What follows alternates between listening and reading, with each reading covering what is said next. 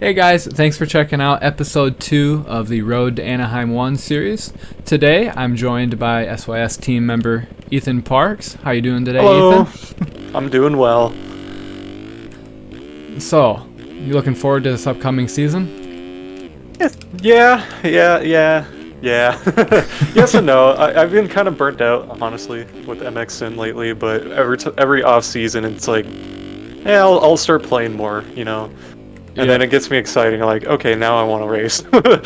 Yep, it always happens to me where the weather starts getting cold and I can't ride my real bike. It's time to break MX Simulator back out again. So I got a couple questions lined up that we're gonna ask Ethan. Kind of a little bit of a scripted video, but not really. The first question, Ethan, how long have you been playing MX Simulator professionally? Or at least competing professionally?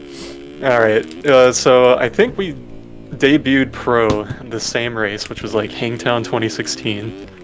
I think that's correct, yeah.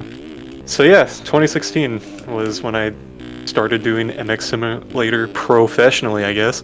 Remember what your first career number or national number was? 84. Yep, I remember that too because I had the same number but for the MXS Races series. Which one was that again? That was Heg's series. Oh, okay. Yeah, That's right, yeah. Yeah. That was a fun series. 2016. You've taken a couple breaks from the game here and there, kind of like I have, but you've played it a little more consistently than I have. Yeah, this year, 2022, is probably the least I played it. Maybe last year in 2021, just work schedule wouldn't allow me to do races, so I just wasn't really playing. And then 2022 is just burnout year, Did Supercross, decided I wasn't going to do outdoors. Yeah, that kind of leads me to question 2. How was your 2022 season? pretty awful. It was probably my worst year performance-wise. Oh, hello. Did I kill you? And, yeah. But my goal for the 2022 season was just make as many main events as possible. Don't take the game too seriously. I was at the point where I'm like, I'm just going to have fun. I don't want to try so hard and just overall get disappointed. So my goal was to make as many main events as possible, and I want to say that was probably the most abysmal year I've ever had. I've only made 2 main events, and it was pretty disappointing. But because I wasn't taking it so seriously, I didn't care too much, but it still kind of sucks. Yeah, we were kind of in the same boat. Like every qualifying night, we're like, why are we doing this again to ourselves? Right. Yeah, we both were struggling, that's for sure. So, next question: how are you looking to improve for 2023? Like, what are your new goals for this upcoming season, and what you're looking to do a little different, maybe? I think I'm gonna do the same goal. Just make as many main events as I can. Probably just do 450 Supercross West and 250 East. Well, my original plan was to just do 250 East. I wasn't even going to touch the 450. But then the other day we were playing, and I'm like, you know what? I'll hop on the 450 for Supercross, and I felt immediately back at home. I've just been a 450 guy. Yeah, for once, once my advice actually was good. You're right. Ever since I started racing pro and sim, I went to the 450, and I'm like, this is just the bike for me. Yeah, I was always more comfortable on the 450 until I took a break from the game, and then I felt more comfortable on the 250, but now I'm back on the 450 and I feel more comfy. It's really weird.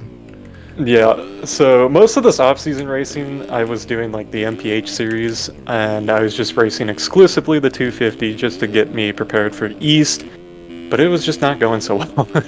So I think I'm just going to stick mainly to 450, maybe try East if 450 is just being terrible. That's usually my game plan, is just start on the 450, then try East whenever a new fresh series happens. But as it stands right now, I'm feeling good on the 450, but as we start recording, I'm doing trash, so. Yeah, I've been making some mistakes too. That's kind of like what I've always tried to do as well, is if you're having a good 450 season and you're like, you know what, I'll just keep going at it, but I have yet to have that good 450 season. So yeah, kind of going back onto my 2022 season, that's what I did. I just said, I'm just going to stay on the 450 because that's just the bike I feel best at, and obviously only made 2 main events, which was Daytona and St. Louis. and I think Daytona I got last place, and then St. Louis was a Triple Crown, and You actually had a couple. One of the. I had a couple good races. I had good starts, then one of them faded back, and I think I almost got last. But then the last main event, I just remember was like my breakout race of the year. I somehow got 9th, and I was so stoked. 9th in a 450 class is just really good to me. Yeah, the 450 class is so stacked now. It's crazy. Exactly. It used to be like you could get away with being consistent, not crashing, and still get like 14th, 15th. But to do that now, you actually have to have speed. Yeah, and you have one tiny mistake in your qualifying races, and it's done. Exactly. Unless you have that otherworldly speed that the top guys do, you're in trouble. And I know I don't have that, so. And then another thing to touch on to improve 2023 was, I don't know, just having fun with it. I'm not trying to take it too seriously. Besides this one series I'm doing, which isn't really Supercross related, I'm doing the MXS CC series, which is an endurance cross-country series, and I'm currently the points leader in that, and I'm just trying to at least win something because I've never been in the position to like win something often, and I'm just really excited for that. Ethan's our big enduro guy on the team for sure. So while I lose my patience and quit, Ethan's like, yeah, I'm gonna win this. So I'll see you at the finish. Yeah, I just love endurance races. It's just different from the stereotypical Supercross, motocross. Instead of having our 30-minute, 20-minute races, you get a whole hour and a half on a longer track, just with a different mindset going into it. Just trying to focus on staying in the single track and just not making too many mistakes. But then if you do make mistakes, it's okay. You still got an hour left. Yeah, you can easily make up for that mistake later in the race. And it's just a lot of fun to me. So hopefully I can win that. Next race is, as we're recording this, is tomorrow, and hopefully it's a good one. Yeah, we'll have to let the viewers know how you do. Well, so besides doing the Enduro series, what else are you doing or are you planning on doing to try to prepare for 2023? Just mainly hop on laps with probably you. I know we've been hopping on here and there. And then there's just random off-season races. I don't know what they're called. I know somebody's doing the World Supercross events on EMF, and I think there's this Battlegrounds thing. I don't know if I'm going to do that. And then whatever the MPH is now, I know that they've kind of split up and started doing their own series. So whatever they're doing that, just whatever day is available for me, I'll hop on.